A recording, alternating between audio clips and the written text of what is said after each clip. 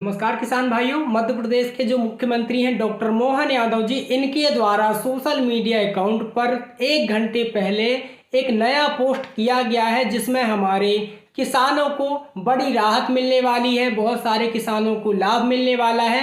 साथ ही यदि आप खुद का रोजगार स्थापित करना चाहते हैं तो आपको सुनहरा अवसर मिलने वाला है।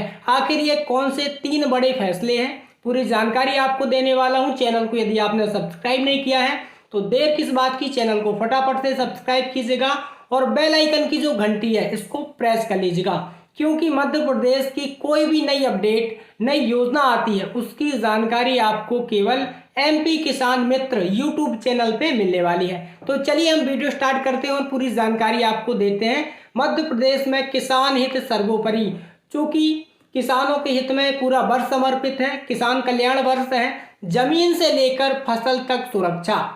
अब 3 बड़े फैसले लिए गए हैं जिसमें किसानों को बड़ी राहत मिलने वाली है। सबसे पहले हम बात कर लेते हैं कृषि भूमि के अधिग्रहण पर 4 गुना मुआवजा।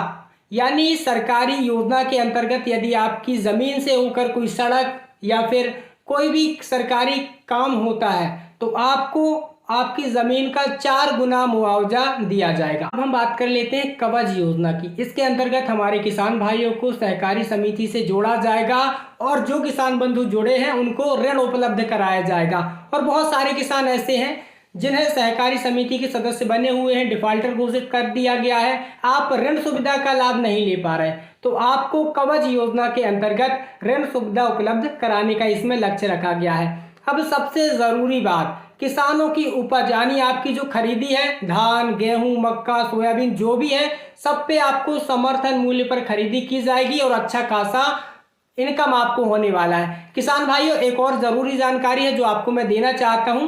यदि आपका फार्मर आईडी नहीं बना है तो आप अपना फार्मर आईडी बनवाइए, और यदि आपका फार्मर आईडी बन गया है तो एक काम आप विशेष रूप से करा लीजिए। वो कौन सा है?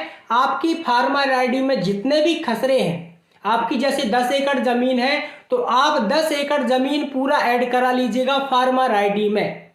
अब क्यों कराना जरूरी है? क्योंकि बहुत सारे किसानों के साथ ये समस्या आ गई है कि किसानों ने फार्मर आईडी में केवल 2 एकड़ जमीन चढ़वाई है, उनके नाम पे 10 एकड़ जमीन है। क्योंकि जब आपका फार्मर आईडी बन रहा था सीएससी सेंटर से तो कहीं ना कहीं एक गांव का जमीन ऐड होता था, आपकी जमीन दूसरे गांव में भी है, वो वाली जमीन ऐड नहीं हुई है। यदि आप ये काम नहीं कराते तो सरकार द्वारा जो धान की फसल की खरीदी आपसे जो की जाएगी उसमें आपका केवल 2 एकड़ का ही खरीदा जाएगा।